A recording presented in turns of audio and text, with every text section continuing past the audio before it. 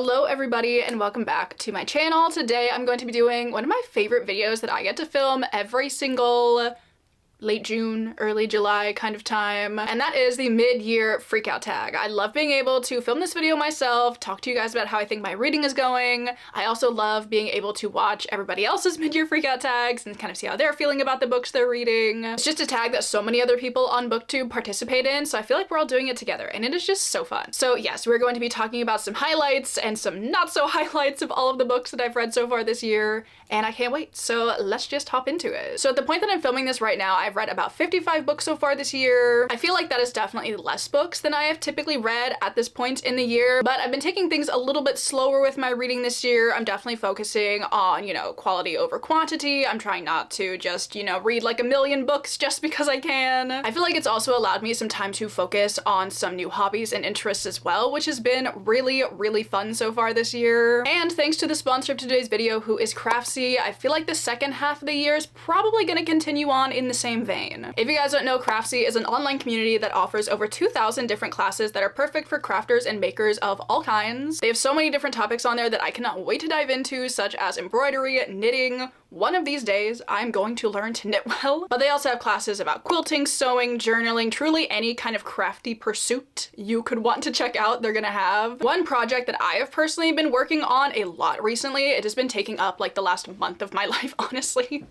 is this crochet sweater with this really cool like texture on it. I really love how this is turning out, but I was getting to a point in the sweater where I had to start putting the ribbing on, but I feel like I've never actually crocheted a ribbing on a sweater that I like. And I am following a pattern for this, but I wasn't 100% loving the ribbing that they were having me do, so I decided to hop on Craftsy and maybe figure something else out. And I found this class called Crochet the Big River Pullover, a beginner's guide to making your first sweater, taught by Brenda KB Anderson. This sweater is very similar to mine, so I thought I could kind of pull pieces of it and use it for mine, and it's been working really well so far. I love that there is an entire almost 20-minute section of this class that goes over the ribbing. It goes over how you make it, how you attach it, different kind of techniques for how you can do that, and why you need to do things a certain way. So I'm really excited to kind of dive back into this and get going with it again. But there are a bunch of other classes and patterns on Craftsy that I would really like to try out as well. For example, I love the look of Tunisian crochet, but I don't really know much about it. So this class called Tunisian Crochet for Beginners is something I would really like to check out. There's also a class called Pattern Free Garments, which I believe is all about self-drafting, so I would really like to try that one out as well because I've been getting into sewing a lot recently. But they do have so many other different topics and patterns and classes on there that I would love to check out, and I feel like you might love it as well. I feel like Craftsy truly is your online resource for all things creative. I have loved just getting on there, browsing around, seeing different things that I could check out and learn, and they're always adding new classes, so there's always something new to check out on there. So if any of that sounds interesting, I do have a special offer for you guys. The first 1,000 people who click my link in the description or scan the QR code on the screen will get a full year of premium membership to Craftsy for just $1.49, valid for new members only, which is such a deal, honestly. So thank you so much to Craftsy for sponsoring this video and supporting me and my channel, and to you guys who are watching this video as well for always supporting me and my channel. Thank you all so much for being here. Thank you for allowing me to do this. I am forever grateful. So with that, we can now get on into the mid-year freakout. As per usual, I am gonna have multiple answers to a lot of these questions, honestly. I cannot be stopped. I just have a lot of books that I want to talk about. So let's just get into it. Now, the first question, and obviously the most important question, what is your best book of the year so far? I do kind of have 4 that I want to talk about. So I think we'll go in like order of how much I like them. We'll talk about like the one that's like the least best, and then we'll go to like the best. Okay, so starting out here, I do have Paladin's Grace by T. Kingfisher. This is the first book in the Saint of Steel series, and it is just so fun. Also, this is really throwing off like the brightness of this camera, so I'm just gonna leave this down here for the time being. This is the start to a fantasy romance kind of series that is following, in this book specifically, our main characters Grace and Stephen.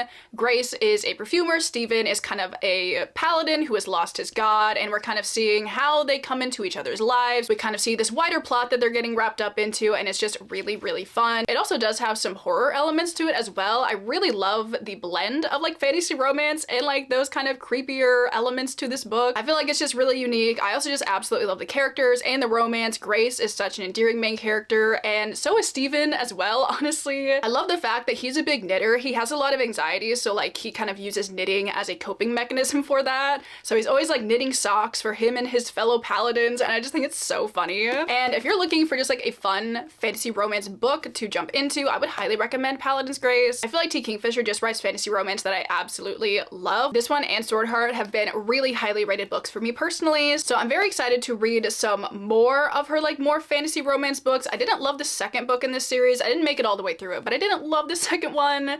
But I think I might continue on this series anyway, and I feel like I'm really gonna like those. So we have Paladin's Grace. Then another book I absolutely loved was The Geographer's Map to Romance by Andy Holton. This is another kind of silly goofy fantasy romance book.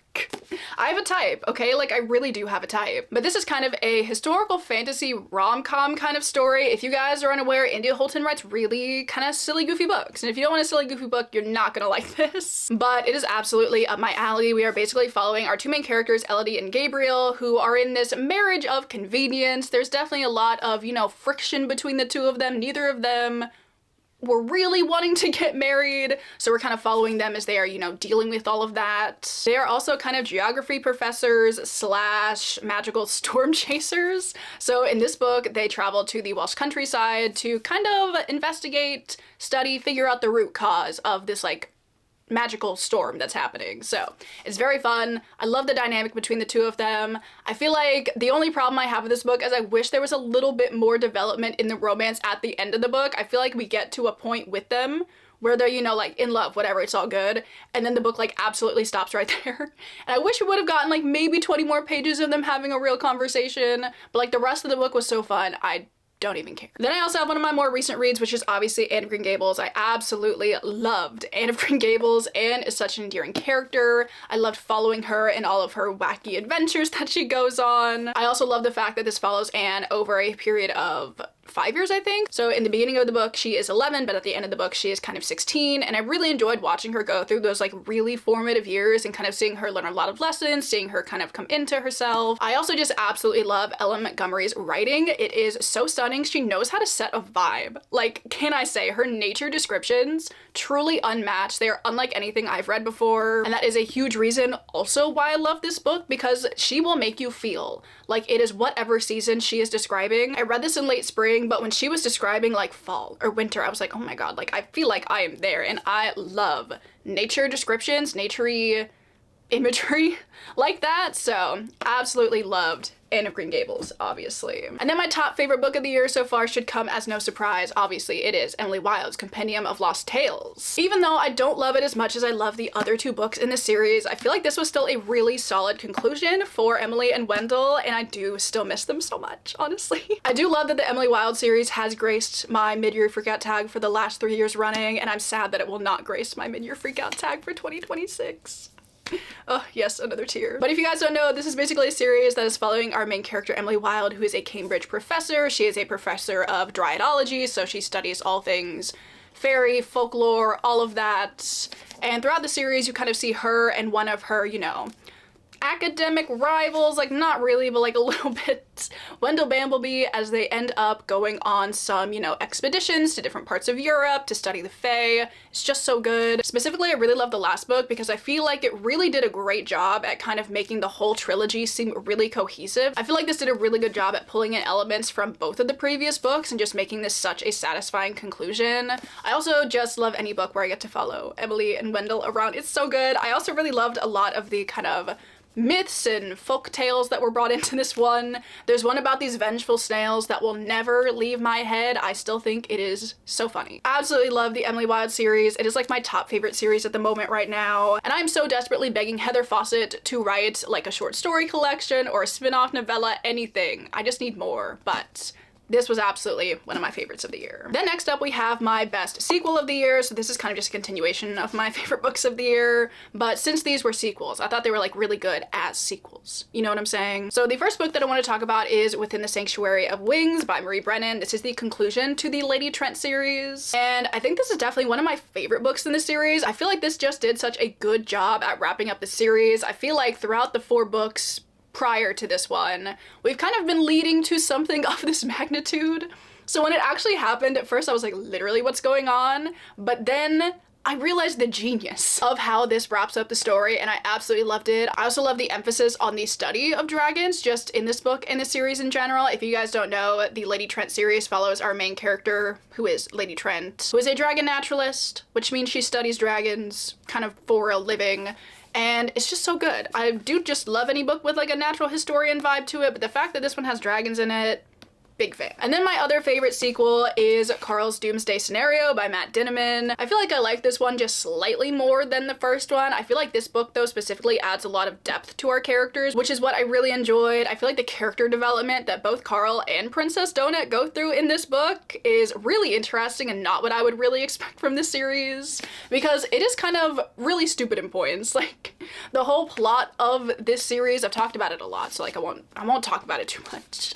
But basically, our main characters, Carl and his ex-girlfriend's cat, Princess Donut, end up getting involved in this intergalactic game show, survival show kind of thing where they have to progress through these dungeons. It's lit RPG, so there's a lot of like video game references in it, and a lot of the humor is really stupid. I love it, but like it's really stupid. But I just wasn't expecting the level of depth that these characters are going to get, and I can definitely see that that is going to, you know, keep building and developing throughout the series, so really cannot wait to read the third one. I am loving Dungeon Crawler Carl so far. And then question 3 is, what are my biggest disappointments? And I do have 2, which I don't want to spend too much time talking about because I feel like I've harped on both of these. But the first one I want to talk about is In the Weeds by B.K. Borison. This is the second book in the Love Light Farm series. And I feel like the reason this one disappoints me so much is because I loved Love Light Farms. I read it back in December. It was so cute, so just perfect for the season. I loved the romance. It was great. And then I read In the Weeds and I was like, are we sure these are written by the same author? I just despised In the Weeds from like the jump, honestly, and I probably should have DNF'd it, but honestly, I'm no quitter. But now I'm here to say I really should have DNF'd it. I did not like the romance in the slightest. I honestly liked so many other things about the book, but seeing as it's a romance book, it's not good that I didn't like the romance. It was just like insta-lust, miscommunication, nonsense, and I hated it. And then the other book that I really did not like this year is The Will of the Many by James Islington. For this one, it's not even that I hated this book, I was just so apathetic towards it the whole time that it did disappoint me because so many people love this book, so I was expecting to really like it, but alas, I just thought our main character Vis was so boring. I thought a lot of the like plot elements and themes in this book were honestly just things that I had seen before and I've seen them done better. The one thing I must give this book though is that it has a great ending.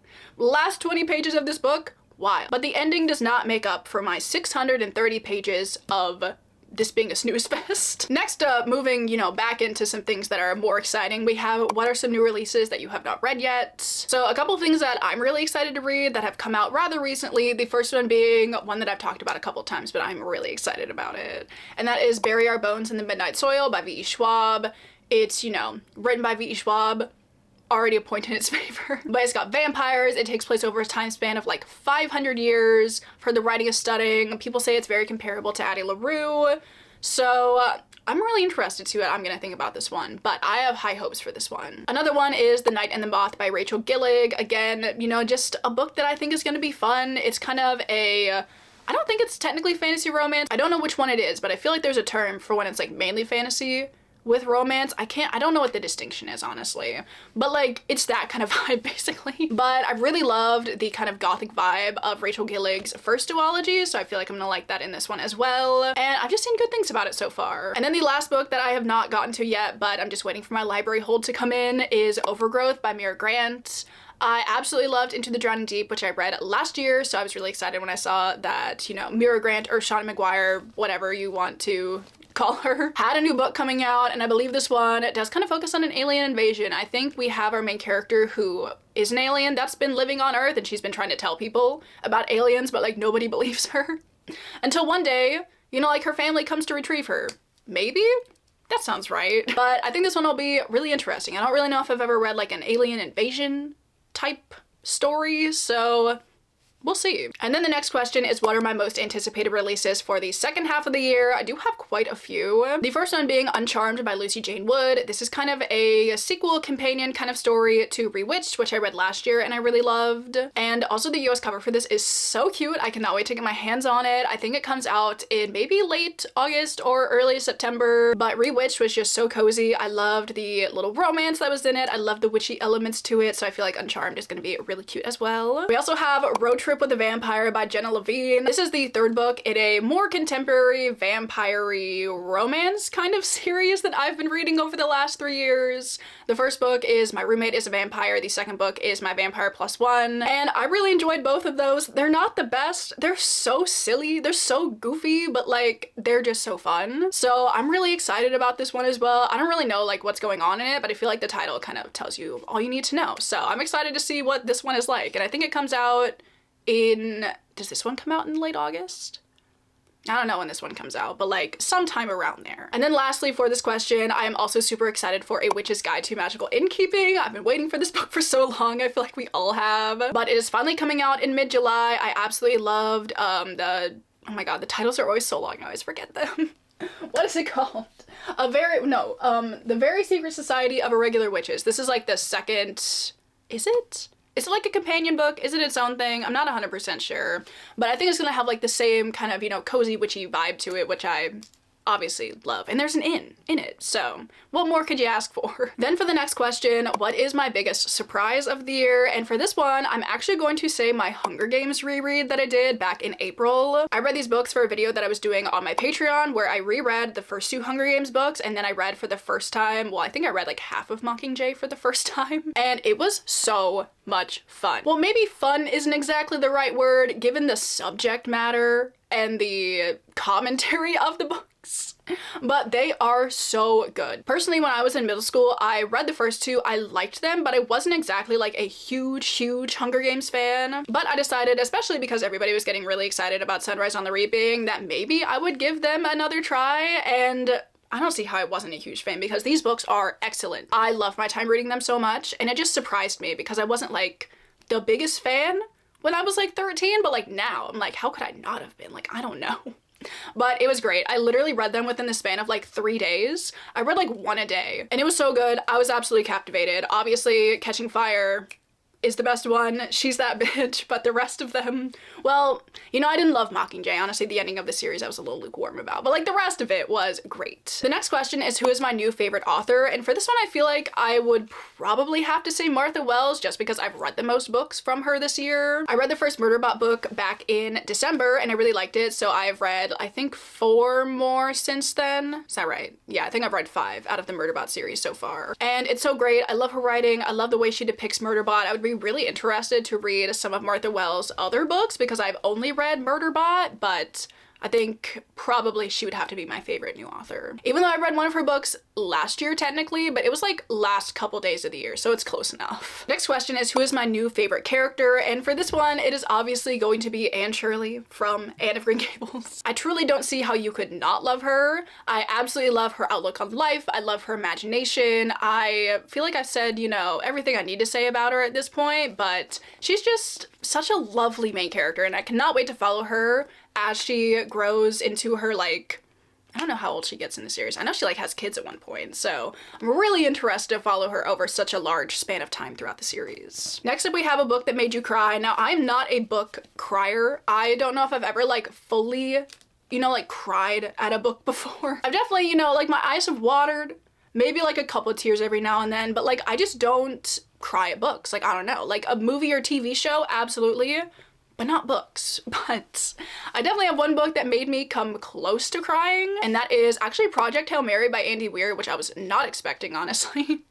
But there is just such a wholesome friendship that is formed in this book, and there's a point towards the end where a certain character makes a certain decision that truly, I was like, I'm not gonna cry, but like metaphorically, I am sobbing right now. Then we have a book that made you happy, and for this one, I do have 2 books as well. The first one being A Letter to the Luminous Deep by Sylvie Cathrall. This is such a lovely little book, honestly. It is just so cute. I absolutely love the 2 main characters in this. I also really love the kind of mental health rep that's in this book, because our main character has a lot of anxiety around a lot of different things, honestly, and kind of seeing how she was dealing with that and seeing how our other main character, Henry, was kind of really accommodating to that just made me like want to cry, but like in a happy way, honestly. And I really, really loved this book. And then another book that I would say made me happy is The Light Fantastic by Terry Pratchett. This is another Discworld book. I think I chose a Discworld book for this question last year, but like, how could you not have a good time while you're reading Discworld? This is the second book in kind of like the starting sort of duology that you can read at the beginning of Discworld, and I just loved following our two main characters as they were just pulled into this quest that neither of them asked to go on. And it's a little bit absurd, but in the best possible way. I absolutely love Terry Pratchett's writing. I really liked our two main characters. Just everything about this was such a good time. Next up, what is the best book to movie adaptation that you've seen? And I feel like I would definitely... Where'd it go? I would have to say Jurassic Park. I did read the book for the first time this year. I didn't watch the movie for the first time this year, but I did like rewatch it after I read the book. And I loved doing that, honestly, because I feel like the book and the movie, they are very similar, but there are a lot of instances where they are very different. And I feel like they definitely serve kind of two different purposes, but I loved both of them for what they were. I have watched all of the other Jurassic Park movies that are out since I watched the first one, and none of them compare to the first one in literally any way, honestly. So definitely Jurassic Park. Penultimate question, what are some of the most beautiful books that I have bought this year? I definitely do have a few. Where did they go? So first up, obviously I need to talk about my editions of the third Emily Wilde book. I do have these dust jackets switched around, so like the normal UK cover is on the Fairy Loot copy and the Fairy Loot cover is on the normal copy. It's just for like bookshelf reasons, but I love the Fairy Loot edition. It also has really beautiful end paper art. Like, look at this. It's so stunning. I also do love the design under the book. It's beautiful. And I do love displaying them without the dust jackets on because I love the look of all three of them together. And I also do just love the normal cover, like this pink and green moment. Big fan. I also recently got a copy of Electra by Jennifer Saint, which is obviously beautiful as well. Look at this gold foiling. Oh my god. It also has some really nice end paper art to it as well. So really love Electra. And then another, this isn't like, you know, a beautiful book, but it's like one of my favorite covers, I guess, and that is of Paladin's Grace by T. Kingfisher. These are the kind of new covers that Orbit recently came out with, and I'm obsessed with them. And at some point, I'm gonna buy the other books in the series. Maybe not the second one because I didn't love the second one, but like 3 and 4 I'll probably end up buying. So I'm just, look, the colors, the art style, it's just so good. It's so good. And then for the last question, what are some books that I still need to read before the end of the year? Obviously everything that is still on my 2025 TBR. I don't know how I'm doing on my 2025 TBR at the moment, but I think I've kind of given up the hope that I'm ever gonna complete a yearly TBR, so we'll worry about that later. But some other books specifically that I would really like to read before the end of the year, I'm just now realizing they're all blue. Unintentional, but satisfying, I must say. The first one I really want to read is The Eye of the World by Robert Jordan. I would really like to give, what's it called, Wheel of Time a try. So I'm thinking I might read this soon. I'm kind of in a high fantasy mood at the moment, so I might read this soon. I also feel like I'm a broken record at this point, but I want to read Mort. I started Mort, and then I never finished it because I'm terrible at finishing Discworld books. I've started like 3 and I haven't finished any of them, even though I was really liking them. So I'd like to read Mort. Yeah. I also really would like to finish up the Daughter of Smoke and Bone trilogy by Laini Taylor by reading Dreams of Gods and Monsters. I've read kind of one of these every year since 2023, which is like not that long ago. I've read like 2 over the last 2 years. So I figured I should finish up the third one. Probably in November because I read the other 2 in November and it just feels right. And then the last book, which is just embarrassing at this point because I've put it on a ridiculous amount of TBRs. But the saga of will I ever actually read Jane Eyre does continue. And like maybe I'll read it this year. I'm thinking I might. Me and my patrons have been talking about making this a buddy read for one of the months this fall, which I feel like will really give me the motivation I need to actually finish it. Or maybe I'll go crazy and read it before then. Probably not, but like a girl can dream, you know what I'm saying? So there we go, those are all of the questions for the mid-year freakout tag. As I have said, I love being able to do the mid-year freakout tag every single year. I think this is my 5th year doing it maybe, which is crazy honestly. But I love being able to check in with my reading at like the 6-month mark, and I also love being able to see everybody else's responses to the tag as well. Obviously, if you are so inclined, I would love for you to answer some of these questions down in the comments. I would love to look through your responses and kind of see how your reading year is going so far. I'm pretty happy with my reading year. I feel like it's been pretty decent, not the best, but certainly, you know, like not the worst. So hopefully the second half of the year holds many, many other good books as well. Also, before we go, I would again like to thank Craftsy so much for sponsoring this video. Don't forget, the first 1,000 of you that click the link in the description will get a full year of premium membership to Craftsy for just $1.49. I would also like to thank everybody over on my Patreon. If you're ever looking for more content from me, that is always linked down below. We do some fun stuff over there. Thank you so much for watching. I hope you're all having an amazing 2025 so far, and I will see you all in my next video. Bye!